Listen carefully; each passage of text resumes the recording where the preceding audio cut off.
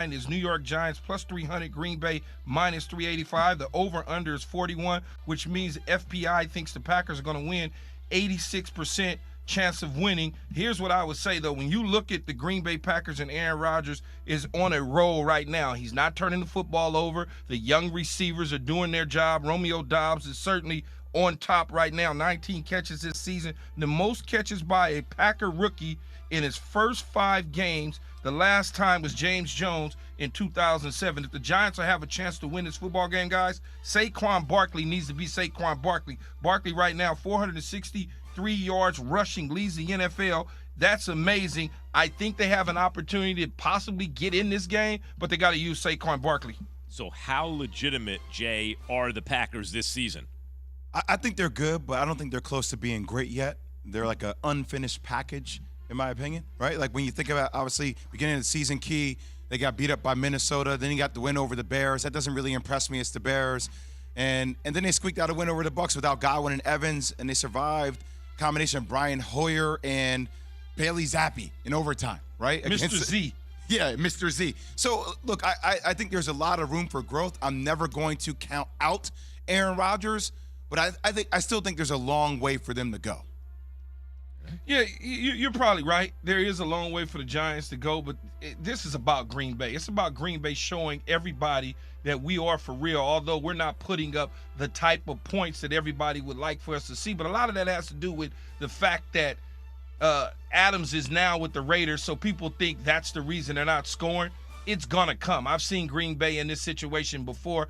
I trust in Aaron Rodgers. Yeah, maybe London on the road, weird, overseas. Maybe it gives the Giants a little shot here. Come on, Big Blue. What else we got? Second down. Cowboys at Rams. Yeah, the spread says that the Rams are -5 and a hook. The money line, Dallas plus 196. And look, and then you got the Rams minus 240. The over-under is 42 and a hook. The Rams have an opportunity at 74.1% chance of winning.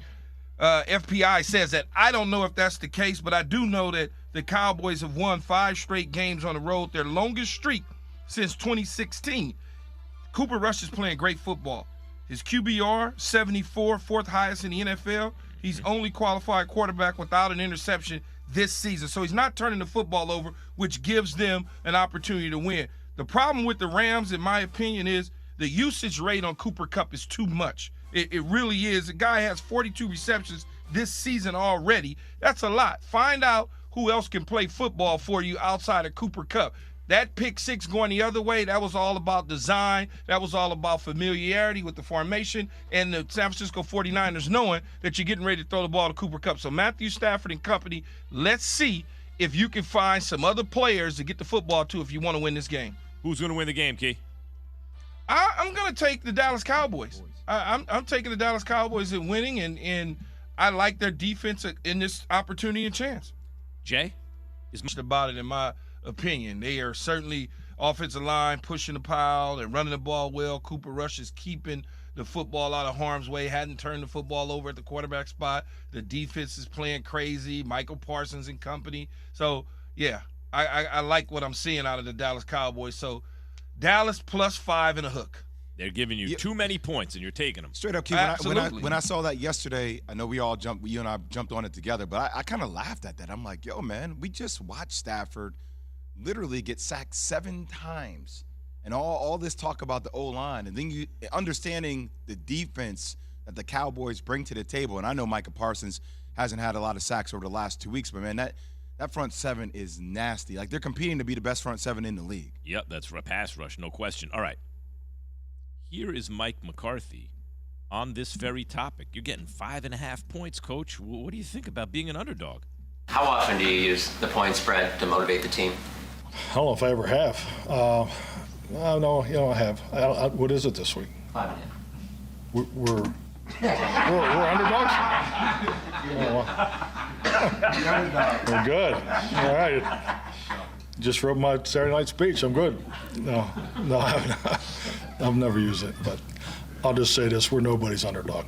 You know what's crazy to me about Mike McCarthy is that and I said this yesterday, over the last couple of years, everybody's been pounding on him. It's been about game mismanagement, clock mismanagement, stuff of that sort. When is he going to be fired? Sean Payton has a house in Dallas. It's a matter of time before Dan Quinn gets elevated. You got your owner giving timelines on his radio show about when Dak Prescott's coming back. This dude deserves credit. He's just won with Cooper Rush. It almost makes me feel, dare I say as a Giants fan, that I slightly root for Mike McCarthy to win. I want to see him win and defy all odds, Keith. You know what I mean? Has he become, by the way, we talked about this on This Just In yesterday, 2 p.m. ESPN. It's crazy to me. He has not had Dak for half the time he's been Cowboys head coach. Dak has missed all this time, and yet he's winning. Key, what about that? Is he becoming rootable? Is Mike McCarthy becoming easier and easier to root for? Just plugging leaks in the boat, Key, all day long. That's all he's doing. First of all, Jay, Sean Payton still has a house there. So yes, you're right. let's just, lock it in. Lock that in. But, Max, you mentioned that he hasn't had Dak Prescott, right? Mm-hmm. You can go back to when he first got there 2 years ago or 3 years ago, whenever it was. He first got there. He hired Mike Nolan as defensive coordinator. Mm-hmm. Mike Nolan was somewhere in Montana hanging out with Phil Jackson, fly fishing or something. Mm-hmm. He was hiding. He brings him out of the cabin, dusts him off, and try to rejuvenate his career because he was once his offensive coordinator in San Francisco. So there was a relationship there. He realized, you don't have it no more. Your fastball has turned into a 20-mile-an-hour slow ball. So he gets rid of him. He brings in Dan Quinn. Dan Quinn has to deal with Mike Nolan's personnel and try to figure out, okay, so a little bit of Mike Nolan's personnel, a little bit of Rob Marinelli's personnel. Then the turnover starts. Now everybody is in their second year Dan Quinn's defense. Now they start off the season dropping the first game this year, whatever, they lose that game.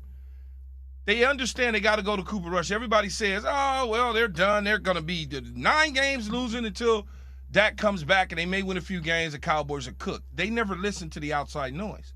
What they did is they went back to the drawing board with Kellen Moore and Mike McCarthy. And Mike McCarthy is a little more involved in the play calling on the offensive side of the ball this year than he was in the past. And now they got a strong offensive running game, a quarterback that's not going to turn the ball over. But what they've done is they've reduced the offensive play calling sheet that they can eventually expand if they choose to when Dak Prescott comes back. Just expand it if they need to, but for the most part, keep it reduced. And their defense and Micah Parsons is playing extremely well. So Mike McCarthy gets to have the opportunity to coach a team that's his now. This is the 3rd year, so it's his football team. Where in the first year, it's not really yours. It's second year, you're still making some turnover. Now you're in your 3rd year. It's your team. These are your players. Now you have your receiver in CeeDee Lamb. You know what I'm saying? Now you have your defensive player in Michael Parsons. Diggs is your corner, not somebody else's. And this is how you win football. So he deserves all the credit for making the necessary adjustments under the stress and the pressure and all the things that Jay talked about with Sean Payton's house sitting in Dallas, right, Jay? Or Jerry Jones talking about, oh, God, I want a quarterback controversy. All of that sort of stuff is in Mike McCarthy's head, and he still figures out how to weather the storm. Okay, so Jay, I think you brought up a great point. Is Mike McCarthy getting easier to root for? And Key just broke it down. This is how it evolves. This is why it took some time. And for all the criticism of his clock management late in games, which is legitimate, it is also legitimate to point out that a head coach has to lead an entire team. There's more to it than just calling a play or managing the clock. And in that respect, Mike McCarthy looks like he's done a very good job so far. So 888-SAY-ESPN, 729-3776.